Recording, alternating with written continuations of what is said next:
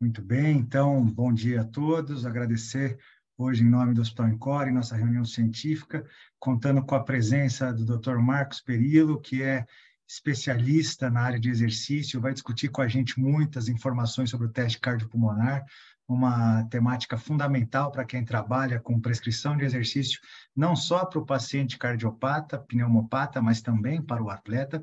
Marcos tem ampla experiência nisso, assiste cardiologicamente atletas profissionais aqui no nosso estado, tem uma formação diferenciada feita no Instituto Dante Pazanese de Cardiologia e é cardiologista aqui do Hospital Encore. E agradecer muito sua presença em nome do hospital, Marcos. Muito obrigado por aceitar participar da nossa programação.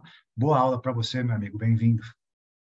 Obrigado, Juliano. Obrigado pela oportunidade e obrigado pelo tema, né? É um tema, para nós cardiologistas, é um tema que ele acaba sendo um pouco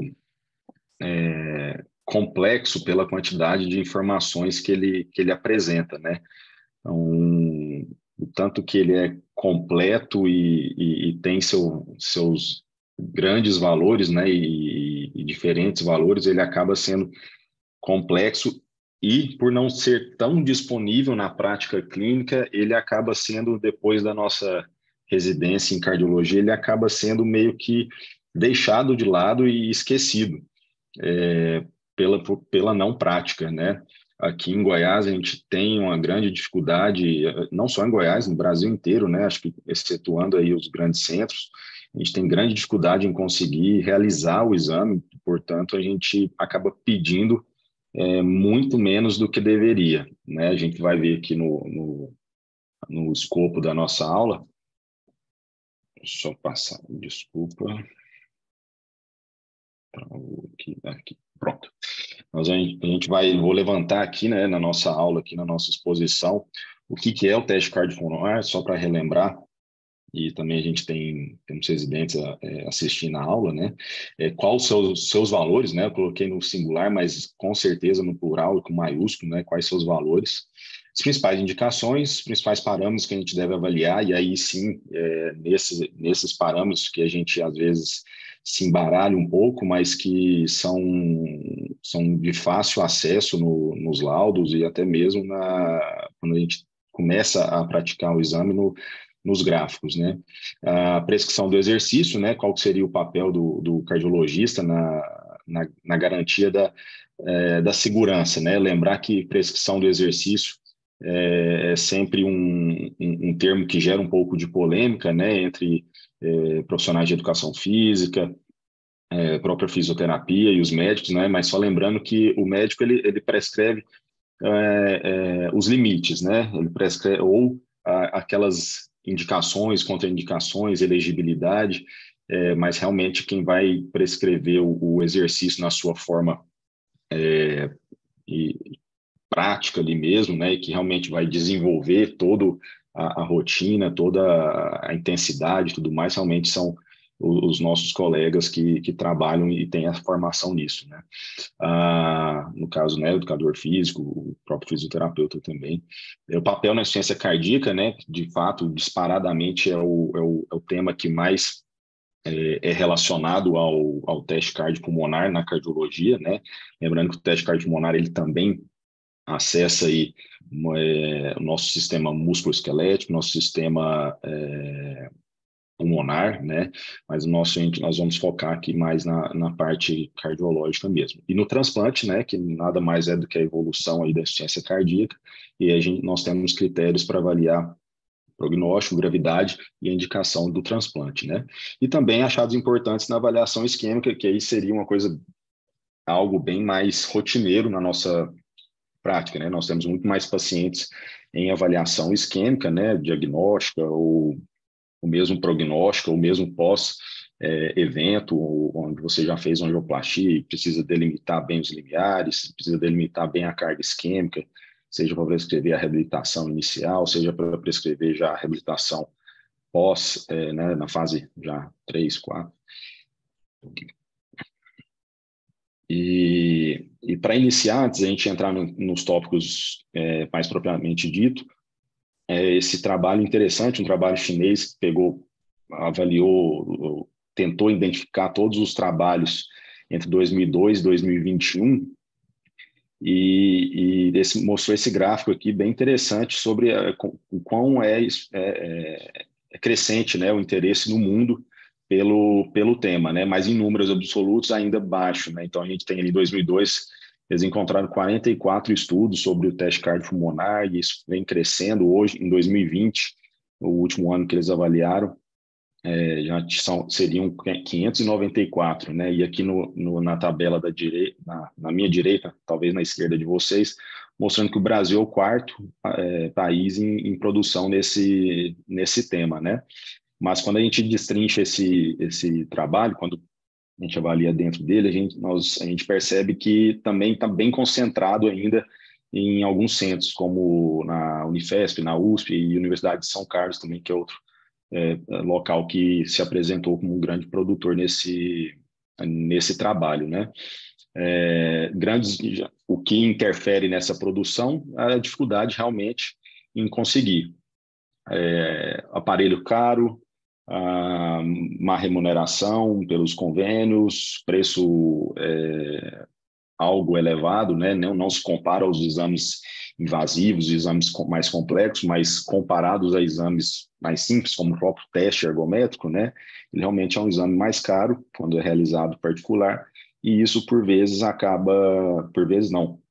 quase sempre acaba impedindo a sua solicitação. Mas, como a gente vai ver ao longo da aula, ao final da aula, é um investimento que deveria ser realizado pelo menos periodicamente na avaliação, principalmente quem tem insuficiência cardíaca, principalmente quem está em vias de ir para transplante ou quem está precisando realmente ter seu exercício físico melhor, na verdade, melhor prescrito, né? No sentido de ganho de performance ou de segurança dos seus limites após algum evento cardíaco.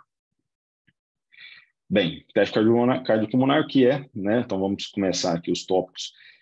Nada mais é do que um teste de esforço convencional aliado à análise de gases, né? Então nós vamos ter parâmetros ventilatórios, gasimétricos, associados aos que a gente já conhece do teste ergométrico. A gente avalia sintoma, avalia análise, a gente faz análise, né, eletrocardiográfica no repouso, do esforço e na fase de recuperação.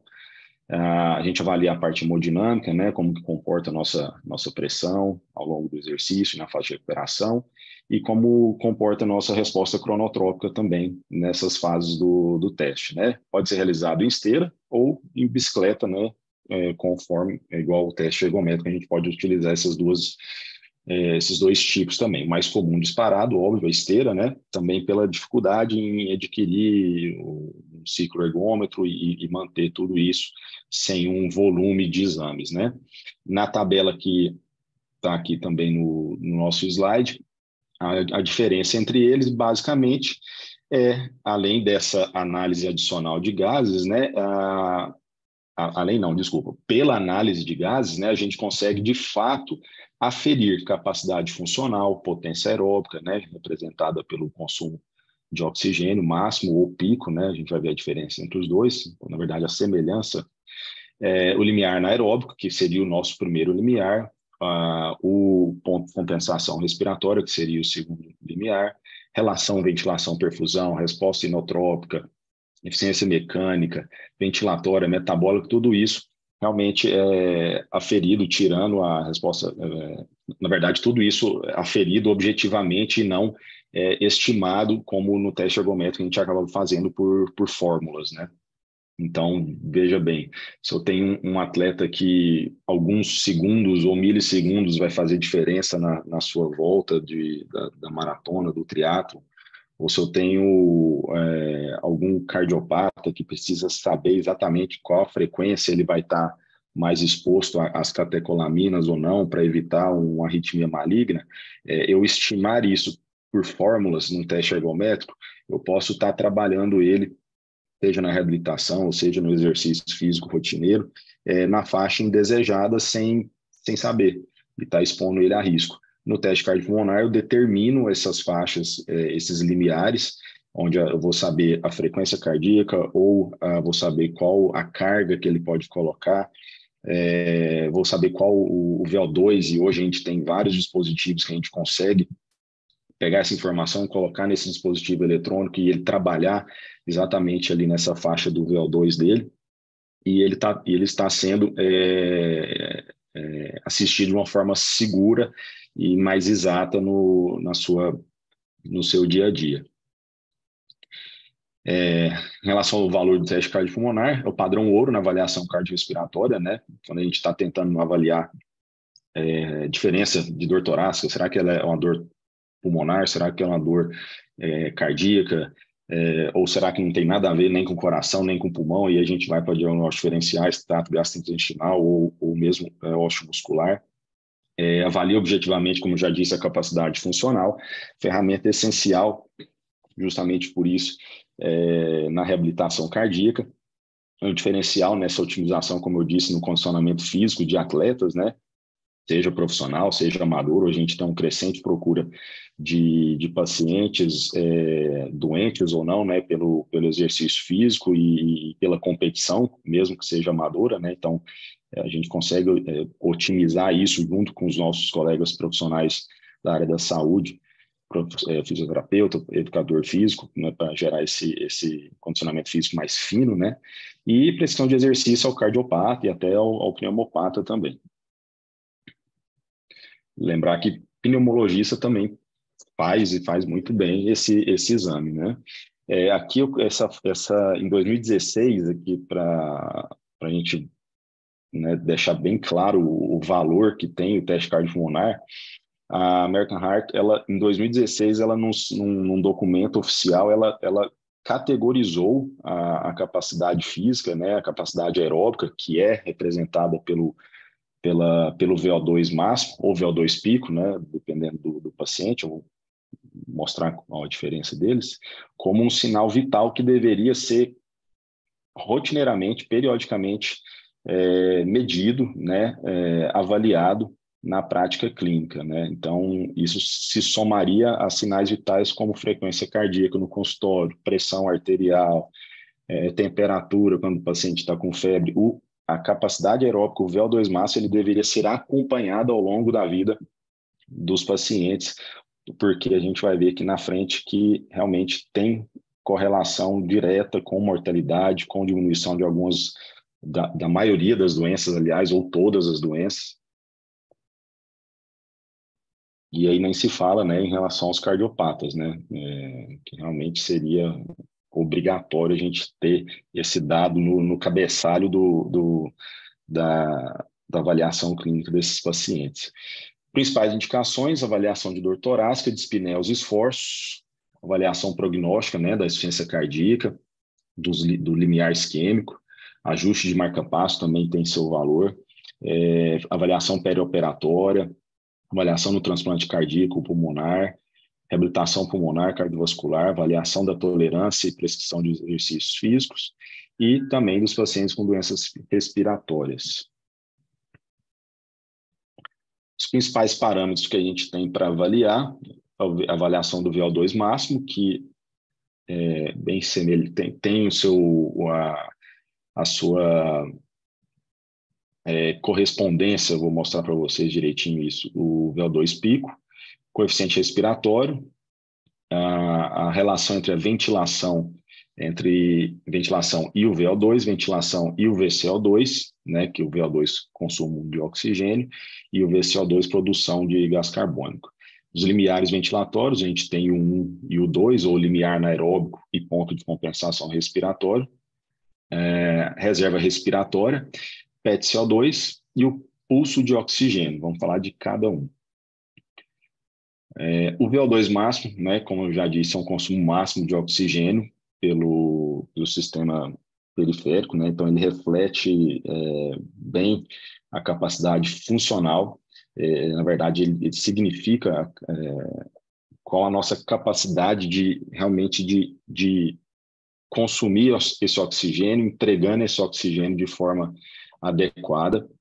E quanto maior nosso VO2, menor, quando a gente compara com valores menores. Então, se eu tenho um VO2 o dobro de um paciente, eu tenho um menor risco de mortalidade por todas as doenças, mas principalmente das cardiopatias, né? Eu vou detectar esse VO2 máximo no paciente quando meu coeficiente respiratório, e no gráfico, depois eu mostro aqui na aula, a gente tem esse ponto, quando meu coeficiente respiratório ele for, aí vai depender um pouco de qual literatura a gente está abordando. Tem literatura mais antiga que fala que seria a partir de 1, que a gente detectaria que o paciente entrou no esforço máximo mesmo. Tem algumas que põem 1,05, mas hoje um número que é mais comumente utilizado seria de 1,1. Então, quando o meu paciente ele atinge esse coeficiente respiratório de 1,1, eu consigo dizer que ele chegou num teste de esforço máximo. E aí eu consigo dizer, conforme o VO2 dele que aparece no gráfico para mim, que aquele VO2 seria o máximo. Mas eu tenho que também aliar a análise do platô, tem o gráfico aqui, do platô desse, desculpa, aqui, do platô dessa curva. Então, quando meu VO2 ele vai com o incremento do exercício, com a carga, com o incremento da carga, da velocidade, esse VO2 ele vai subindo, né? Então, em azul ele está subindo. Na hora que ele chega ali no ponto verde, eu incremento mais minha carga, minha velocidade, e esse VO2 ele não aumenta conforme a carga, ele atinge um platô por algum tempo, eu posso dizer ali que esse é meu VO2 máximo. Quando eu não atinjo esse platô, meu paciente, ele por algum motivo, ele pede para parar, ele desiste, e aí eu não tenho esse tempo para fazer esse platô, aí eu chamo aquele ponto máximo ali de VO2 pico, né? Então, os trabalhos, eles utilizam o VO2 máximo como um sinônimo, entre aspas, aí, do VO2 pico, por causa disso.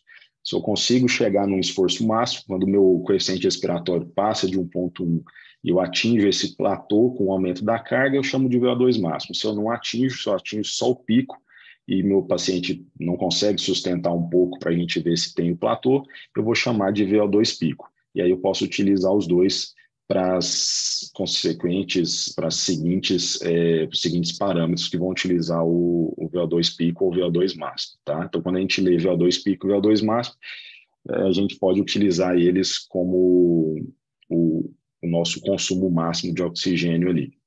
Principalmente pacientes, por exemplo, de insuficiência cardíaca, que em grande parte não consegue fazer um esforço máximo, eles atingem só um VO2 pico, né?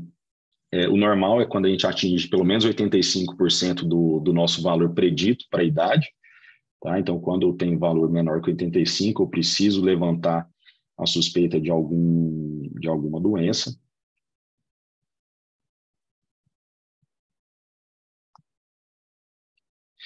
E especificamente sobre esse VO2 máximo ou VO2 pico, ele tem um valor preditivo de mortalidade muito importante, tá? Ele é o principal preditor de mortalidade dentre os fatores de risco para essas doenças cardiovasculares. Ele teria importância maior do que hipertensão, fumo, obesidade, diabetes.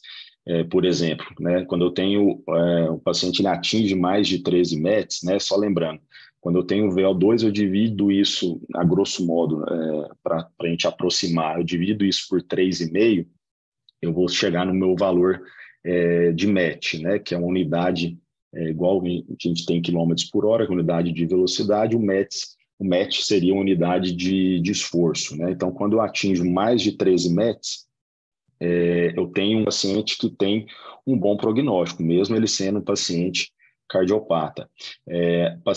Quando a gente compara pacientes que atingem 10 METs com aqueles que fazem somente 5 METs, os pacientes que atingem 10 METs, eles têm 70% risco de mortalidade menor do que esses que têm 5 METs, né? E quem faz de 7 a 10 tem 50%. Então, realmente, quando a gente compara aí alguém que faz 5 METs com alguém que faz 7, 10, 13, a mortalidade ela é bem menor. Então, são números palpáveis que a gente tem. Então, não é um exame de imagem, né? Então, aqui só para todo mundo já ter essa ideia, não é um exame de imagem, eu não consigo mostrar para o meu paciente o coração, não consigo mostrar a artéria, não consigo mostrar, enfim, algo ali bonito, mas eu tenho números. E esses números eu posso mostrar e eu posso ir acompanhando, mostrando a evolução para o meu paciente, ou mesmo para mim, quando eu estou fazendo a avaliação clínica, quando eu estou fazendo a avaliação de resposta terapêutica, se esse paciente ele está diminuindo o seu risco de mortalidade, se ele está melhorando o seu prognóstico, né? Então, o paciente, quando faz menos de 85, né, que eu disse que é o valor normal do VO2 máximo, ele tem um risco mais de 2 vezes maior de ter evento coronariano em 3 anos. E tem, acho que o autor Maier, se eu não me engano, um trabalho clássico que ele tem, ele mostrou que para cada metro que a gente ganha de capacidade física aeróbica com treinamento físico, a gente aumenta a sobrevida em 12%. Então, a gente buscar o aumento da capacidade física em METs ou VO2, que basta a gente dividir, né? VO2 por 3,5, a gente chega no MET. A gente aumenta a sobrevida desses cardiopatas, ou até mesmo de quem não é cardiopata, esse aumento de sobrevida em 12% é para a população geral. Então, eu ter esse número na minha avaliação clínica periódica, ela é fundamental. Essa sigla, FAI, é o déficit de capacidade física. Ela pode ser estimada no teste ergométrico, mas ela é objetivamente também aferida aí no teste cardiopulmonar, porque basta a gente fazer essa continha aqui, né? A gente vai ter o VO2 previsto para a idade do paciente, a gente diminui pelo VO2 que ele alcançou, né? Mais uma vez, pelo máximo, se ele atingir aquele platô, ou pelo pico, se ele não conseguir atingir um platô. E a gente divide pelo VO2 previsto. Valores normais variam entre menos 27% a mais 26%, a gente varia aí mais ou menos, né? Então, para ficar fácil, entre 25 para baixo ou para cima. E o que significa isso é simplesmente que quando a gente vai mais para a direita, né? Então, quando a gente aumenta a gente diminui esse déficit funcional, a gente tem melhor prognóstico, a gente tem maior sobrevida, a gente tem menor mortalidade. Então, a gente consegue comparar pela idade, pelos valores preditos aí para a idade. A ventilação, a grosso modo, é o volume de ar que se move para dentro e para fora dos pulmões, né? Então, a gente tem a frequência respiratória pelo volume de ar expirado, a gente vai ter em litros por minuto, né? A nossa ventilação. Ao longo do esforço, esse incremento ele é contínuo, mas a gente pode identificar padrão oscilatório, principalmente na insuficiência cardíaca. Esse dado ele é muito importante. Então, quando a gente tem um padrão oscilatório, ao invés de um incremento contínuo de pelo menos 60%, com amplitude de pelo menos 15% comparado aos valores de repouso, a gente tem um dado aí que reflete gravidade, reflete prognóstico na insuficiência cardíaca, né? Essa ventilação ela sobe devido à nossa necessidade de eliminar mais CO2, de tentar equilibrar o nosso sistema metabólico, que está entre as faixas de leve, moderado e intenso esforço. A gente acumula, né, ácido lático, e aí a gente acaba hiperventilando para tentar eliminar mais CO2 e tentar compensar tudo isso. Então, a ventilação ela realmente é um dado importante na hora que a gente está avaliando os gráficos ali do teste cardiopulmonar. O coeficiente respiratório, né, ele é um dado importante, como eu disse ali atrás, quando a gente atinge 1,1, a gente sabe que o paciente ele chegou num esforço máximo, tá? A título de curiosidade, quando esse valor é 0,7, a gente tem um predomínio de gasto energético às custas de lipídios. Em torno de 0,8, 8 ponto alguma coisa, a gente tem o predomínio de gasto energético à base de proteínas, e quando é 1, a base de carboidratos. Então, esse valor, esses dados também podem ser utilizados ali na otimização da performance do atleta, né? Então, a gente consegue saber em qual carga, em qual velocidade, em qual faixa ali do exercício aquele paciente ele consome mais ou menos gordura ou carboidrato, e você consegue, junto à nutrição, você consegue otimizar a alimentação, otimizar a energia desse atleta.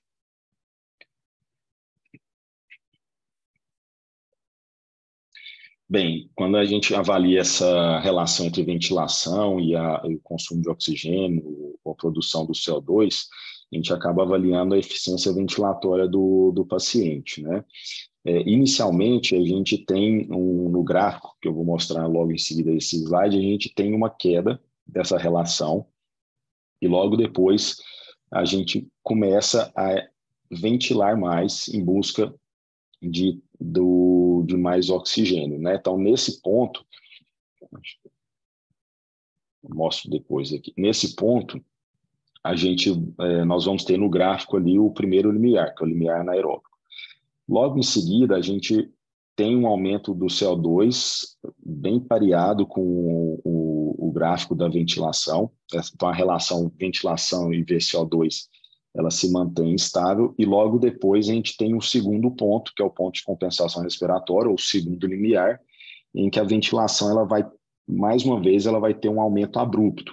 E aí, o VCO2 já não acompanha essa ventilação. E ali a gente consegue determinar também esse segundo limiar. Vou mostrar na prática aqui, que fica mais fácil para todos aqui. Então, o primeiro limiar, a gente tem a transição entre o predomínio da produção energética aeróbica, né, pelo início da produção energética anaeróbica. Então, a gente começa a produzir lactato, e a gente começa a ter uma produção aumentada de lactato, a gente começa a ter acidose metabólica, mas nesse ponto tudo está ainda equilibrado, a gente tem tamponamento, então a gente não vai ter uma hiperventilação, que é a característica do segundo limiar. Vou mostrar o gráfico aqui, depois eu volto aqui nesses dados, mostrar no gráfico que fica melhor para todos verem aqui. Então, aqui na primeira fase, na primeira faixa aqui do gráfico do teste cardiopulmonar, então, o paciente está no exercício aeróbico, ele está tendo uma produção, uma remoção de lactato ainda bem equilibrada, e aí no primeiro ponto ali, limiar de lactato, limiar 1, o limiar ventilatório, o limiar anaeróbico, são todos sinônimos, a gente vai ter um aumento do VE abrupto, e logo depois a gente vai ter uma segunda faixa, onde o meu CO2 está sendo produzido, o lactato está sendo produzido em uma quantidade maior, mas ainda também sem acidose, porque a gente está tendo o sistema de tamponamento está sendo eficaz. E aí no segundo ponto ali, que é o limiar 2, ou o ponto de compensação respiratória, a gente já não consegue mais tamponar, e aí a gente começa a ter uma acidose importante, e nosso corpo, para compensar isso, ele começa a ter ele hiperventila mais para realmente tentar eliminar tudo isso, mas sem sucesso.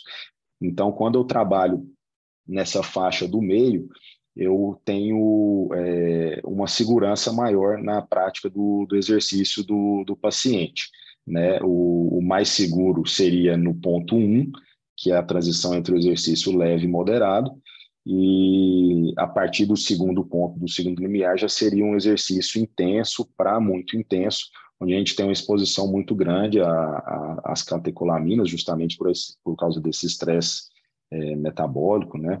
E ali, se a gente tem algum substrato, né, alguma coronária com lesão importante, ou alguma lesão miocárdica, alguma cicatriz de uma miocardite, ou alguma fibrose de um infarto passado, a gente pode estimular esse substrato aí e ter algum evento cardíaco, né? Então, aqui, para vocês verem a correspondência, né? Então, basicamente o mesmo gráfico, né, mostrando o aumento só que aqui na carga, né, da potência em watts, né, então você aumentando a potência para a direita, a gente aumenta abruptamente ali a partir naquela inflexão mais íngreme ali, que seria o segundo ponto, né, que seria o limiar 2, uma produção muito grande de lactato que corresponde a um mesmo gráfico também em potência em watts, né, em watts para a direita, mas ali já mostrando a produção de noradrenalina, né? Então veja como realmente a partir do segundo ponto, do limiar 2, que é o ponto de compensação respiratória, a gente tem realmente um incremento muito importante da produção de lactato e de exposição à noradrenalina. Então, realmente, a segurança do exercício, a segurança da reabilitação, ela não passa desse limiar. A gente pode utilizar, tem muito trabalho hoje, realmente está em voga muito o exercício intervalado, né, que é o famoso HIIT, que pode sim ser utilizado, existe segurança, sim. Então, o HIIT, ele entra, é um exercício que ele passa desse segundo limiar, mas por um tempo determinado. E aí ele volta depois para antes desse segundo limiar, então ele fica fazendo essa inda e vinda, mas sem permanecer um tempo prolongado acima desse segundo limiar, que aí já não seria seguro, né? Num laudo, para quem nunca viu cardiopulmonar assim especificamente, né, no laudo a gente tem lá embaixo ali limiares ventilatórios, ele vem dessa forma, e detecta em quanto tempo foi atingido o limiar anaeróbio, que é o limiar 1, e lá embaixo o ponto de compensação respiratória, que é o limiar 2. Então ele mostra com qual potência, né? Então se eu estou fazendo a minha potência, eu estou considerando minha potência e velocidade, ele aparece ali a velocidade. Se eu estou considerando minha potência, os watts, principalmente quando a gente está fazendo pelo ciclo ergômetro, ele aparece, né, 100 watts, 30 watts, 50 watts. A inclinação, ele mostra o VO2, né, então, com limiar anaeróbio ocorreu com consumo de oxigênio de 26, então ele mostra o VO2, então eu posso ou dividir isso por 3,5, que vai dar em METs, ou eu posso utilizar esse valor mesmo e, por exemplo, colocar num dispositivo eletrônico para o meu paciente poder utilizar isso. Ele mostra em qual porcentagem do VO2 foi atingido, né? E aí a gente tem esses valores aqui, vou mostrar para vocês aqui, que são os considerados normais, entre 40% e 65% do VO2 máximo a gente considera normal. E quando a gente utiliza para ver o VO2, para ver se o paciente está bem condicionado, se ele está ativo, se ele está sedentário, a gente pode utilizar esses valores aqui. Então, abaixo de 40 realmente é anormal, temos que investigar o que está acontecendo de fato. Até 50 ali é um paciente sedentário, geralmente. Até 60 é o paciente que é ativo. Até 80 é o paciente que está treinando bem, tudo mais. E acima de 80% é o paciente que realmente já treinou e está mais do que bem condicionado, né? Realmente o normal é entre 40 e 60 ali, a população em geral, mesmo quem está praticando algum tipo de exercício recreativo ou mesmo um esporte aí leve, moderado, mas atletas realmente podem chegar nesse limiar, demorar mais para chegar nesse limiar, porque ele está muito bem condicionado e ele vai começar a gerar lactato, gerar anaerobismo com esforço, com cargas somente maiores mesmo, que ele tem um sistema cardiovascular e pulmonar muito bem treinado.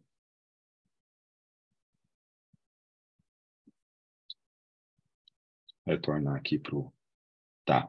Ele também nos dá ali a frequência cardíaca, né? Então, esses dados que a gente pega ou no laudo, ou quem está laudando pega nos gráficos, né? A gente deve anotar para poder orientar, para poder prescrever aqueles limites de segurança, né? Então, esse paciente, por exemplo, se eu quisesse que ele trabalhasse na faixa segura, que seria entre o limiar anaeróbico e o ponto de compensação respiratória, ele deveria trabalhar entre 58 e 98 do VO2 máximo dele, né? No caso, aqui ele utilizou o VO2 pico, né? Aí, em termos práticos, isso significa que ele devia trabalhar com a frequência cardíaca de 147, que está ali, né? O limiar anaeróbio ocorreu com frequência cardíaca de 147. Então, entre 147 e 183, que é a frequência cardíaca em que o ponto de compensação respiratória ocorreu. Então, nessa faixa, para esse paciente, ele vai estar trabalhando fora daquela faixa de exercício intenso, onde eu tenho uma exposição muito grande às catecolaminas, né? Claro que pode passar um pouquinho desse 183 naquele exercício intervalado que eu comentei, mas por pouco tempo determinado, indo e vindo. No teste ergométrico, a gente detecta, a gente pode utilizar esses valores, mas como eu disse, é estimado, né? A gente tem uma forma de Carbone que a gente usa, e aí a gente pode ter erros dependendo da literatura, 10% até 20% aí nesses cálculos. Então, em termos visuais aqui do gráfico, né, do teste, quando a gente está avaliando, esse da esquerda de cima, esse que está em cima aqui para mim, quando eu vou detectar o primeiro limiar, o que eu vou avaliar? Eu vejo meu gráfico do VO2, do VE sobre VO2, acima, relação VE-VO2, e naquele primeiro incremento ali. Então, quando eu tenho o primeiro aumento do VE, minha relação VE-VO2 vai aumentar. Então, ali eu detecto que é meu primeiro limiar. E aí, quando eu olho no meu gráfico, aí esse de baixo, que tem a relação VE-VCO2, eu vejo que no primeiro limiar, essa relação não aumenta, porque eu tenho um aumento da ventilação, mas eu tenho um aumento também da produção de CO2. Então, esse gráfico fica equilibrado. Então, quando eu quero achar o primeiro limiar, eu tenho que procurar isso. Um primeiro incremento do VE-VO2 e o VE-VCO2 sem incrementar. Já no segundo limiar, que é o ponto de compensação respiratória, que é aquele ponto que a gente tem o medo, né, que é onde as catecolaminas vão agir mais intensamente, eu tenho também um incremento do VE-VO2, né, lembrar que a minha ventilação vai estar aumentando para tentar eliminar o CO2, e aí meu VO2 não aumenta tanto para acompanhar esse gráfico, e no VE-VCO2 aqui embaixo eu tenho esse incremento, porque aí a minha hiperventilação ela vai ser, enfim, maior do que a produção de CO2. Então, no segundo limiar, eu tenho o gráfico, ele descola em ambas as relações. Aqui, mostrando, né, o ponto de equilíbrio respiratório, né? Então, quando o meu gráfico, esse rosa é a relação VE-VO2 e o vermelho é a relação VE-VCO2. Então, quando meu gráfico se cruza dessas duas relações, eu tenho ali um ponto de equilíbrio respiratório. Aqui, teoricamente, e esse número na prática ele é utilizado para isso mesmo, eu tenho um ponto onde meu atleta ou meu paciente, o cardiopata, ele vai conseguir sustentar o esforço dele, o exercício dele, por um tempo maior sem fadigar. Então, teoricamente, ali seria um ponto de maior, seria um ponto seguro e um ponto de maior eficiência no trabalho da capacidade aeróbica do paciente.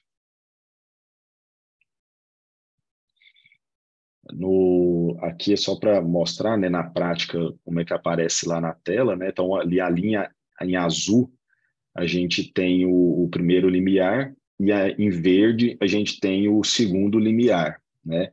Aqui eu chamo a atenção porque a gente vê na prática muito exame em que fica divergente esses pontos.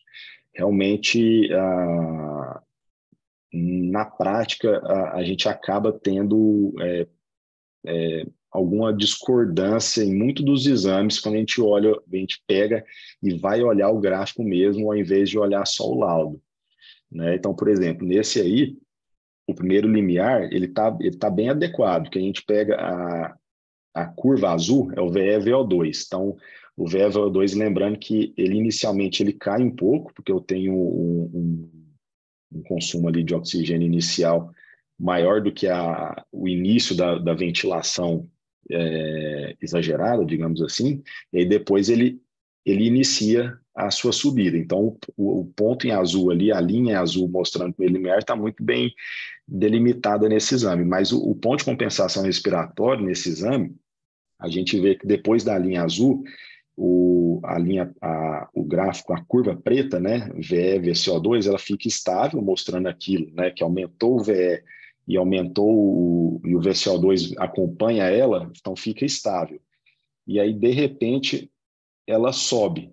E aí o colega, nesse exame, ele colocou o ponto de compensação respiratória, que é essa linha verde neon aí, ainda ali na parte estável, né? Então, eu teria colocado esse ponto um pouquinho mais à direita ali, que seria quando tanto o VE-VO2 quanto o VE-VCO2 começa a subir novamente.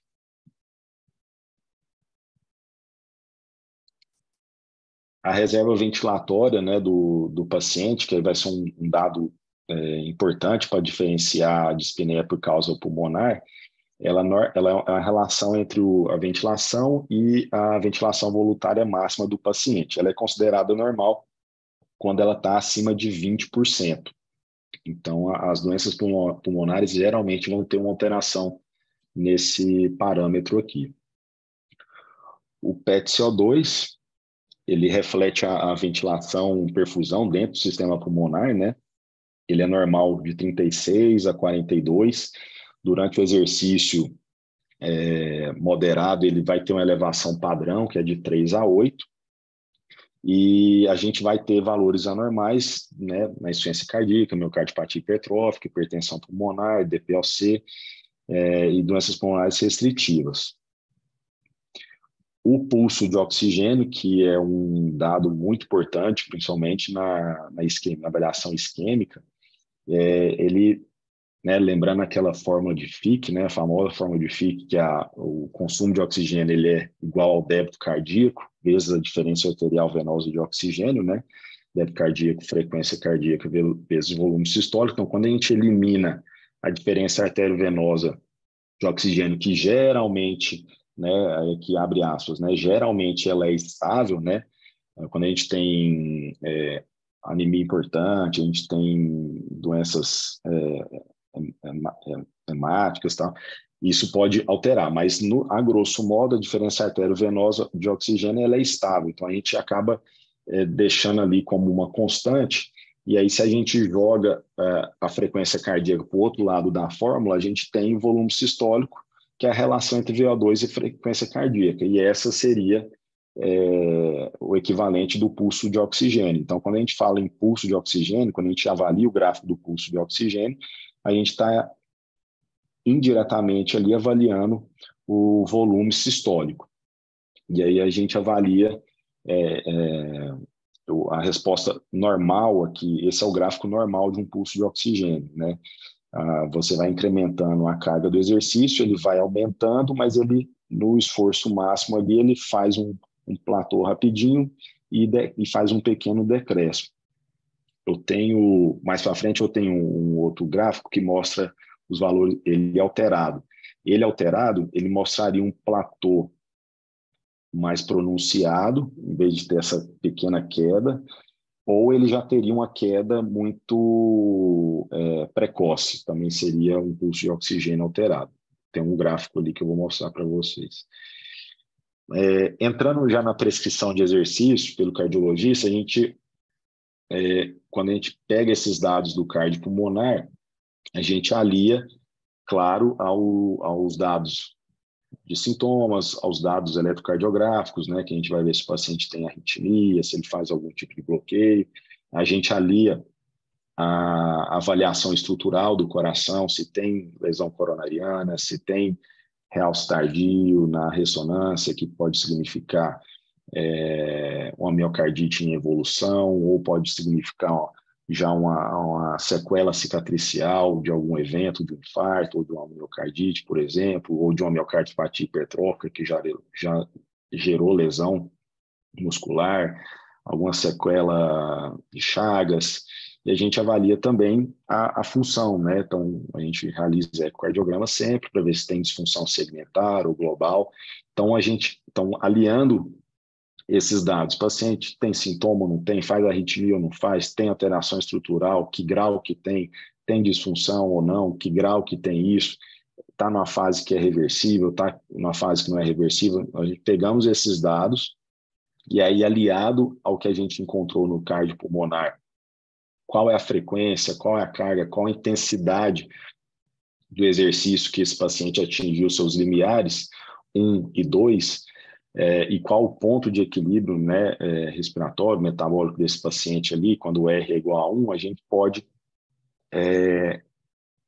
orientar ali na nossa cartinha ao educador físico, ao fisioterapeuta, qual seria essa faixa de frequência cardíaca, ou carga, ou intensidade, e aí esses dados ficam ali à disposição para esse paciente trabalhar, né?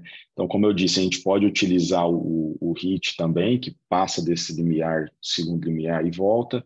A gente sempre tem que solicitar que o treinamento seja muscular também, aeróbico, porque esse paciente ele vai conseguir trabalhar com um maior equilíbrio também. A progressão da intensidade ela tem que ser reavaliada periodicamente, né? E aí o ideal é fazer isso com teste cardiopulmonar, por tudo que a gente já comentou, e a depender da fase da reabilitação e da gravidade desse paciente, a gente vai solicitar que seja supervisionado e monitorizado. Então, quando o paciente acabou de infartar e está ali nas primeiras 6 ou 8 semanas, esse paciente, geralmente, ele precisa realmente de uma supervisão da monitorização. Agora, pacientes que já têm mais tempo, já estão em outra fase de reabilitação, não necessariamente. O importante é não estar parado, né? A gente não precisa ficar colocando complicação demais para o paciente, mas temos sempre que individualizar, sim.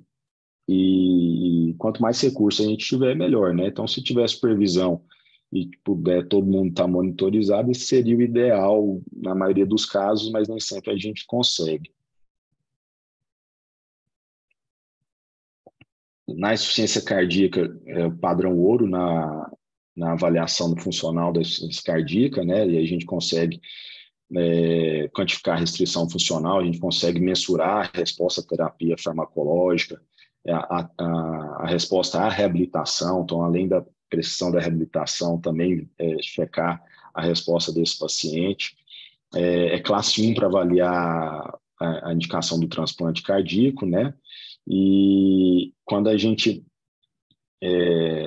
avalia o VO2 máximo desses pacientes, e a gente encontra valores menor que 14, esses pacientes eles têm uma mortalidade muito grande, né? Quando está usando beta-bloqueador, a gente usa o valor de 12. E esse dado importante desse trabalho, que o HF Action, né, que é um trabalho importante aí da insuficiência cardíaca e relacionada aí ao exercício, à habilitação, a cada 6% que a gente aumenta do VO2 pico do paciente, né, a gente tem uma redução de 5% de mortalidade e hospitalização. Então, mostrando que realmente a gente ter esses dados do teste cardiopulmonar ao longo do acompanhamento do paciente com insuficiência cardíaca é fundamental para a gente entender para onde esse paciente está indo, né? Achados típicos, né, no paciente que tem insuficiência cardíaca. VO2 naturalmente vai estar reduzido, né? Esse paciente tem uma capacidade aeróbica reduzida por diversos fatores, né? O limiar anaeróbico ele vai estar menor que 40% do predito, né? Lembrando que a gente falou que normal é entre 40 e 65, né? E atletas podem ter mais do que isso. Pulso de oxigênio menor que 85, né? E vai fazer um platô importante. PET CO2 menor que 33, depois de 3 minutos de repouso. O VE/VSO2 vai estar muito aumentado. E aí a gente utiliza ali o slope, né? A reserva ventilatória vai estar, a oscilação da respiração desse paciente vai ser bem pronunciada também.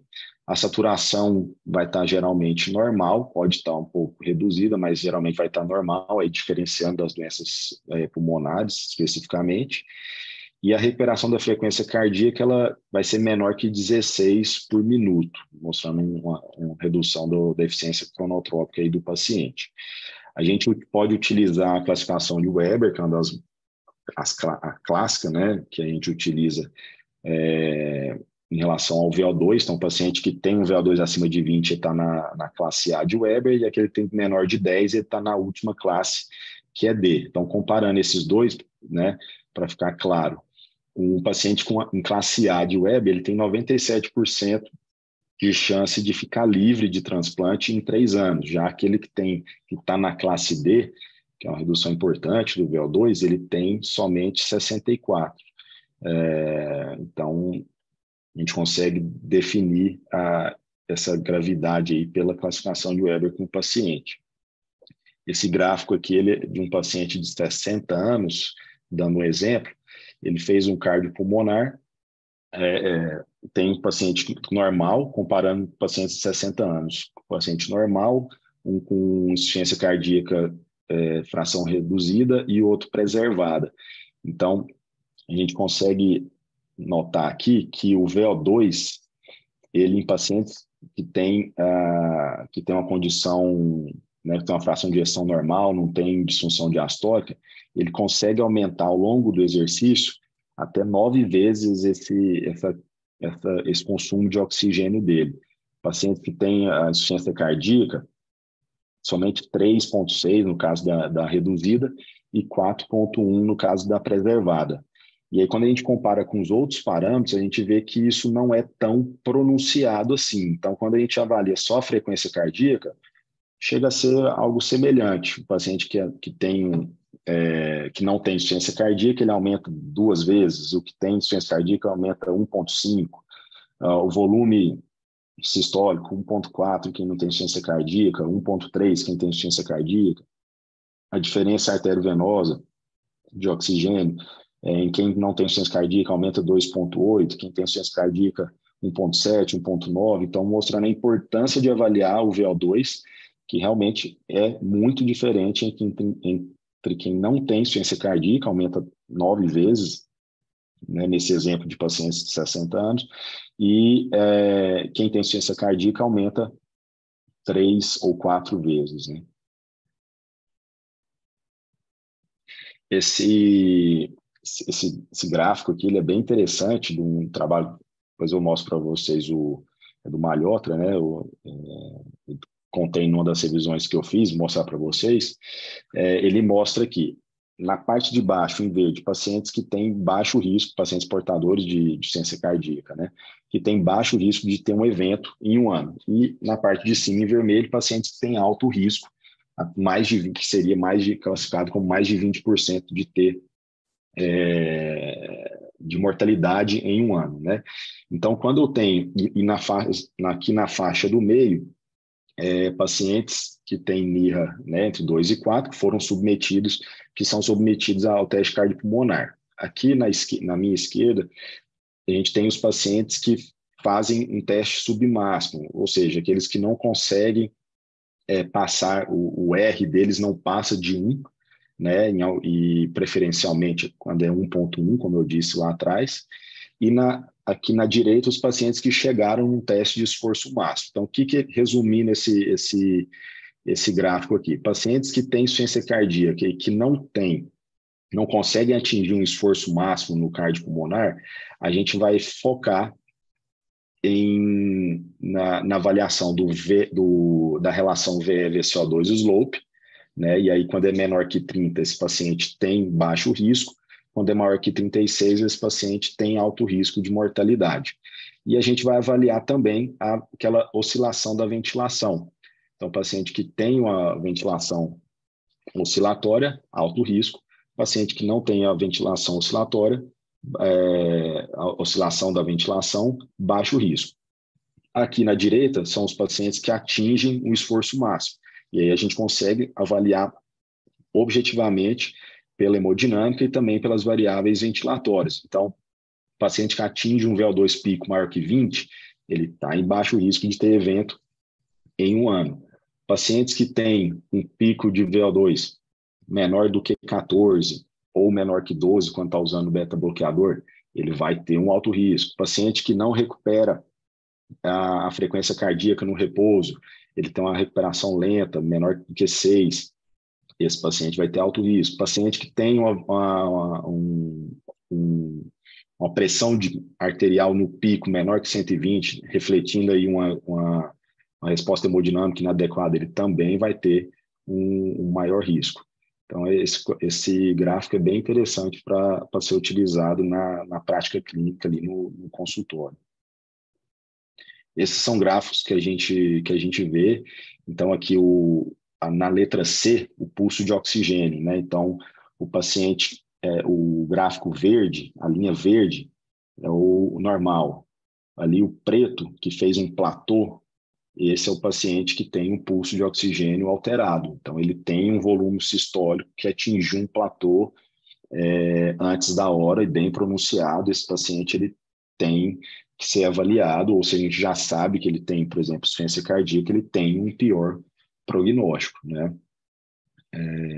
E os outros parâmetros que a gente utiliza por aí também nesse gráfico. Existe um score, o score de Myers, né, que ele avalia risco de morte, transplante ou necessidade de implante de dispositivo de assistência. Varia de 0 a 20, aí é dividido em 4 faixas, né, 0, 5, 6, 10, 11, 15 e maior que 15.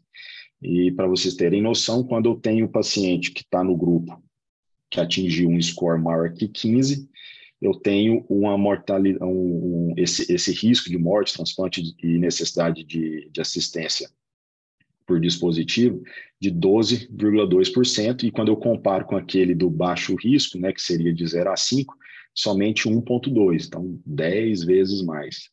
Ele utiliza os valores de slope, né, maior que 34, de 34 ou mais, da recuperação da frequência cardíaca de 6 ou menos, o OAS, que é a eficiência de captação de oxigênio, menor que 1,4, o PET-CO2, que repete a produção de CO2, né, menor que 33, e o VO2 pico menor do que 14, e aí para cada um tem esses pontos que estão na tela, e a gente consegue chegar naqueles grupos de 0,5, 6 a 10, 10 a 11 a 15 e maior que 15. E aí existe essa proposta para também, isso aqui também pode ser utilizado na prática clínica também. Então, quando eu tenho meu paciente com VO2 pico maior que 20, insuficiência cardíaca, ele é de baixo risco. Se está com menos que 10 ou menos que 12, ele é de muito alto risco, né? Quando ele atinge o esforço máximo mesmo, ou quando ele não atinge o esforço máximo, o R dele dá menos que 1,05, aí eu parto para aquelas outras avaliações, os outros fatores, e aí se eu tenho todos negativos, ele fica no alto risco, se eu tenho um deles positivo, ele fica de muito alto risco. E os pacientes que estão entre 10 e 20, né, entre 10 e 14, 14 e 20, a gente acaba avaliando esse score do Myers. Para indicar o transplante, classe 1, um VO2 pico menor que 10, classe 2 menor do que 14 ou menor do que 12 quando está usando beta-bloqueador. O VE/VSO2 slope maior do que 35, lembrar que vai ter muita utilidade a avaliação do slope quando o paciente não atinge o esforço máximo. Então, quando eu olho lá que o R dele não atingiu 1,1, esse paciente eu vou olhar o VE/VSO2 slope com maior interesse. Em pacientes chagásicos, esse slope seria menor um pouco, a partir de 32,5 a gente já poderia utilizar. E existe uma classificação de Arena, classifica que seriam equivalentes às classes funcionais, mas para avaliar a sobrevida livre de evento, né, morte, transplante, assistência ventricular, e aí acima de 45, classe 4, entre 36 e 45, classe 3, e por aí vai. Então, essa classificação seria interessante também. Então, por exemplo, quem está na classe 1, ou seja, menor risco, tem 97% de sobrevida livre de eventos em 3 anos, se eu não me engano. E o que está na classe 4, somente 44, né? Menos da metade. Esse é um outro gráfico também interessante para ser utilizado na prática clínica, no dia a dia também. Ele classifica ali o slope, o pico de VO2, o PET-CO2 e o terceiro item aqui, que é o EOV, que é a oscilação da ventilação, né? Então, tudo que é verde é bom, tudo que é amarelo, né, classe 2, tudo que é laranja, classe 3, e tudo que é vermelho é ruim, bem ruim, classe 4, né? Então, veja só, o paciente que tem um slope menor que 30, um pico de VO2 maior que 20, não tem ventilação, não tem oscilação da ventilação, o PET-CO2 dele é maior do que 33, esse paciente está com todas as suas variáveis ali no verdinho, né, na classe 1 ou na classe A, e aí ele tem um excelente prognóstico de mais de 90% sem eventos nos próximos 4 anos. Então, esse paciente ele teria uma indicação de manter sua terapia medicamentosa, a reabilitação, o exercício, e ser reavaliado com cardiopulmonar em 4 anos.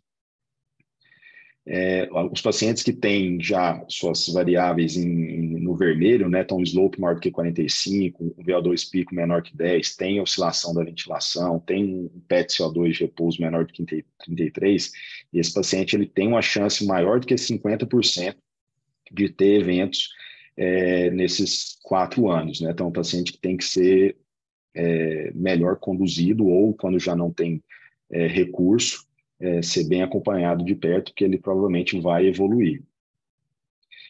E é isso, a terceira setinha indica isso, né, que a gente pode utilizar, então, esses dados, essas classificações, para a gente ir manejando melhor nosso paciente.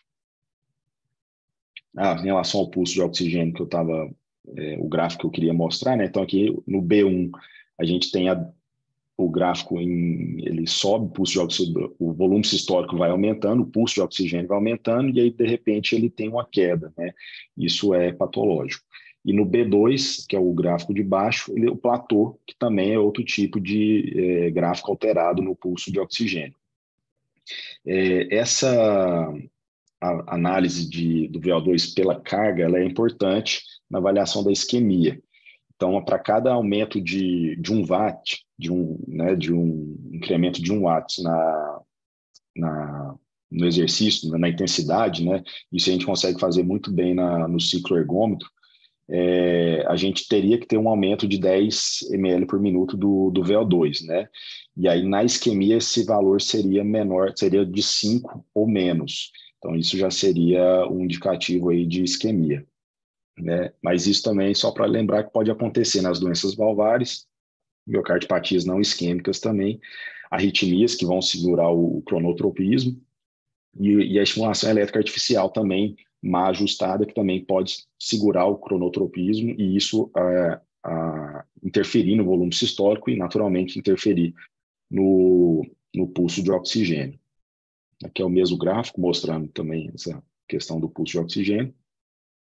E finalizando, quando a gente tenta, aqui bem superficialmente, falando da diferenciação entre doenças cardiovasculares e pulmonares, né, no teste, limiar anaeróbio, ele vai ser mais precoce.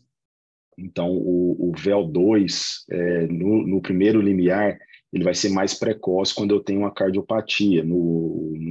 Nas doenças pulmonares, geralmente isso não vai se alterar. Em relação à reserva respiratória, nas condições pulmonares, vai ser reduzido na pulmonar, né? E na cardiovascular, geralmente vai estar normal. O pulso de oxigênio, ele pode estar em platô nas duas, mas a redução, a queda precoce vai ser nas doenças cardiovasculares. A saturação vai cair nas condições pulmonares, geralmente. E essa variação que eu falei por último agora do VO2 em relação à carga de trabalho pode estar em platô nas duas, mas se ela se reduzir precocemente, assim como o pulso de oxigênio, vai falar a favor de doença cardiovascular. As referências que eu utilizei, esses 3 trabalhos, e aí para ficar mais visual, esses 2 aqui são bem interessantes, indico a leitura, um especificamente sobre insuficiência cardíaca e o outro que abrange por inteiro o teste. E para finalizar mesmo, né, como a Associação Americana já disse em 2016, né, o VO2 máximo ou VO2 pico, para quem não atinge o VO2 máximo, deveria ser um sinal vital aferido periodicamente por todo cardiologista, porque realmente é algo que mostra para a gente prognóstico, mostra para a gente para onde o nosso tratamento está indo, ou mesmo para onde o nosso paciente está indo, né? O paciente que pratica exercício, parou de praticar, está praticando mal, a gente vai ver esse VO2 máximo cair e a gente vai ver o risco de mortalidade, risco de todas as doenças, câncer, diabetes, doenças cardiovasculares, aumentar. E é isso, obrigado pela atenção. Espero ter contribuído um pouquinho aí para a avaliação desse exame aí, que não é tão prático, né, nosso dia a dia ainda. Bom, Marcos, obrigado pela tua aula, cara, cheia dos detalhes aí, tenho certeza que fica o desafio aí para que a gente possa discutir com mais tranquilidade depois cada um dos itens, aí daria várias subaulas aí. Deixa eu só interromper, obrigado, viu, Marcos, obrigado mesmo.